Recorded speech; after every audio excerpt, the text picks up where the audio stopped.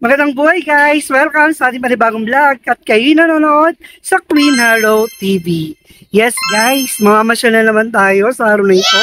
Rarampa, gagala at gugora. Saan ka pa? Watch na! Ngayon araw na ito, samahan nyo akong tuklasin ang iwaga ng Arrocero Sport. Right, tama kayong narinig guys. Nasa Arrocero Sport tayo ngayong araw na ito.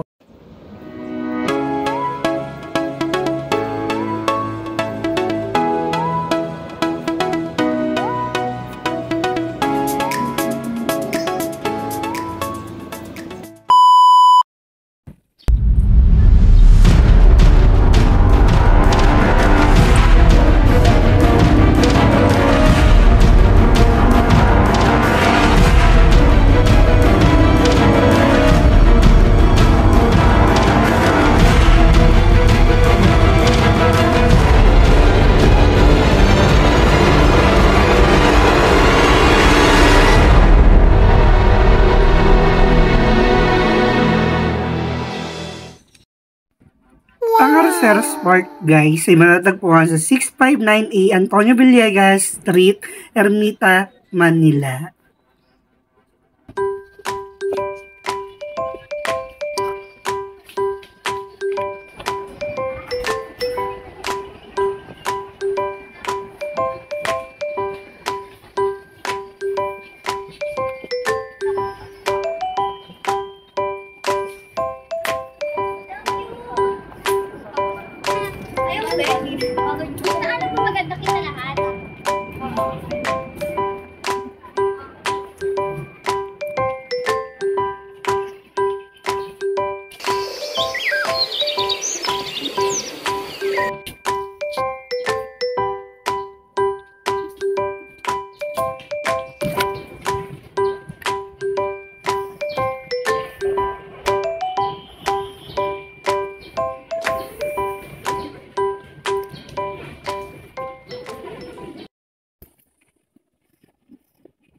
Yan guys, so as you can see, napakadaming puno rito sa Arrocero Sport.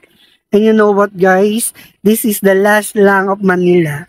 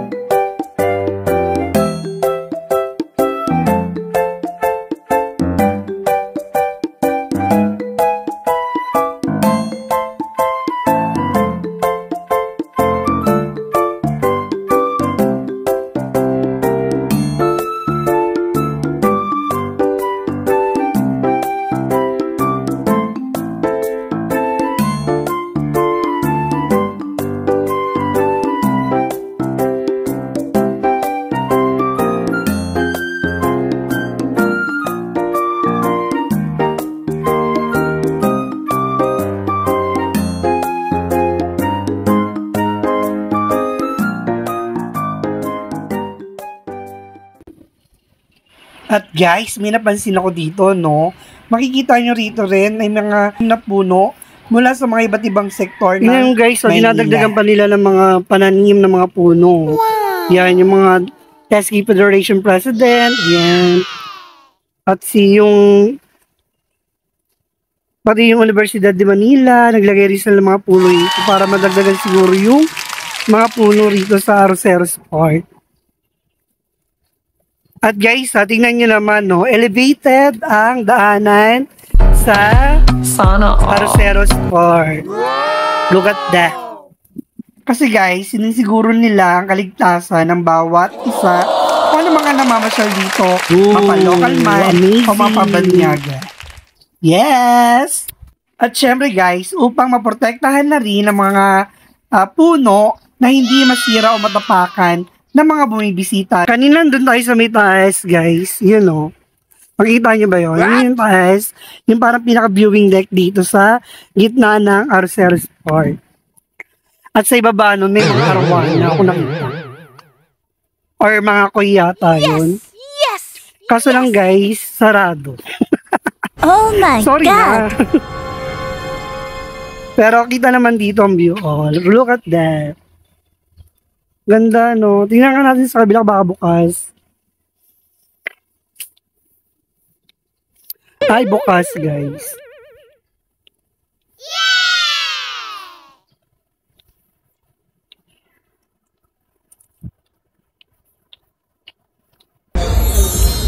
Nakikita mo naman, di ba? Nakikita mo naman, di kailangan magsalita pa, nakikita mo na yan. Di ba?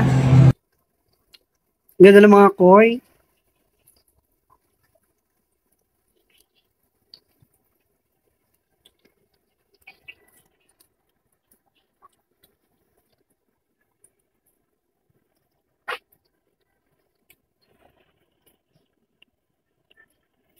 Doon mas madami, oh. Kumpulan sila doon, eh.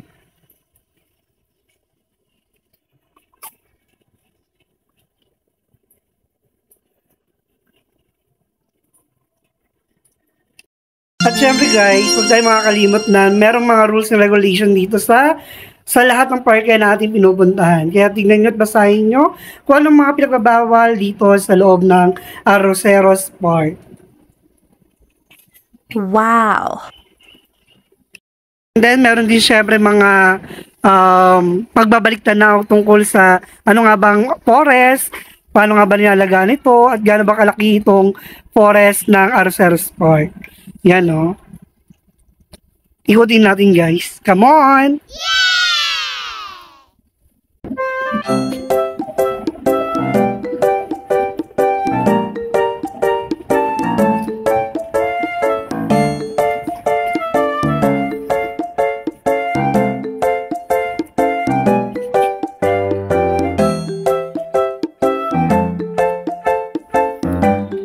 Meron din pala rito mga native species tulad ng mga nara, molave, bangkal, kabkab fern, hawili, red balite. Ayan. Ilan lang yan sa mga makikita dito sa Arroceros Park. Oh, meron din mga exotic species tulad ng mahogany, acacia, caballero, alagua, ipil-ipil, water hyacinth.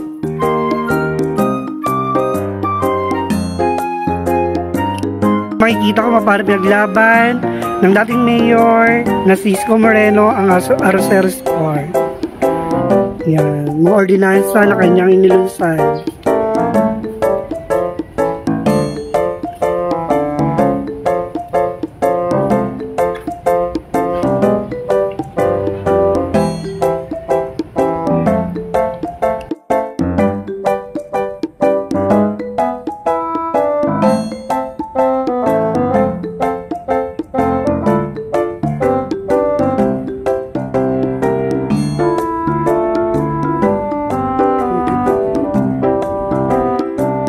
Masayang pagmasdan ng mga ibon na malayong lumilipad at mga halamang yumayabo dito sa Arroceros Park. At sana mas marami pang mga ganitong luntian, mga forest na maaaring may tanim or umusbong dito sa Kamaynilaan. At hindi lamang dito sa Kamaynilaan, no, pati na rin sa makarating lugar ng Metro Manila.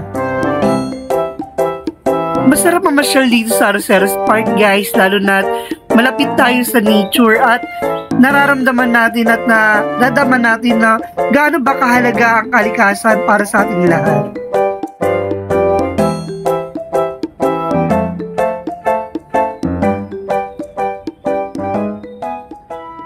Mama, ayan po yung mga masisipag natin mga gardener. Oh. Ayan, shoutout po sa inyo. Kudos po. Thank you po. Ang sisipag nila, sila yung nangangalaga dito sa Arroceros Park. Ayan sila.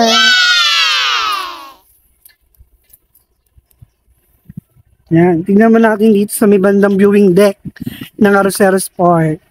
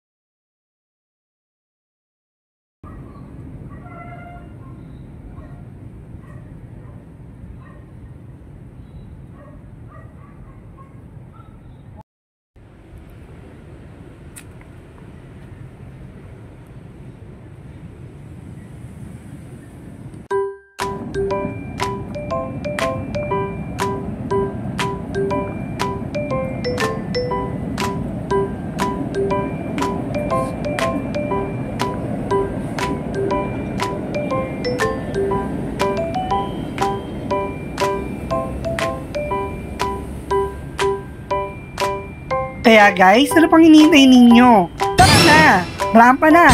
Gora na! Dito sa Arroceros Park. Wala rito sa Arroceros Park guys. Kami ay nagpapaalam na muna pansamantala. Kita-kita tayo ulit sa susunod nating vlog. Maraming salamat po sa inyong panonood. Bye! Shout out time!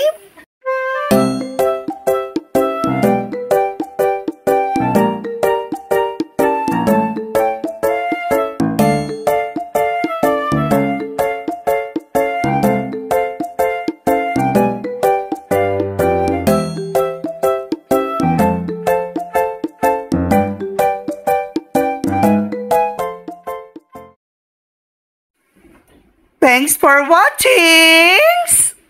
Subscribe!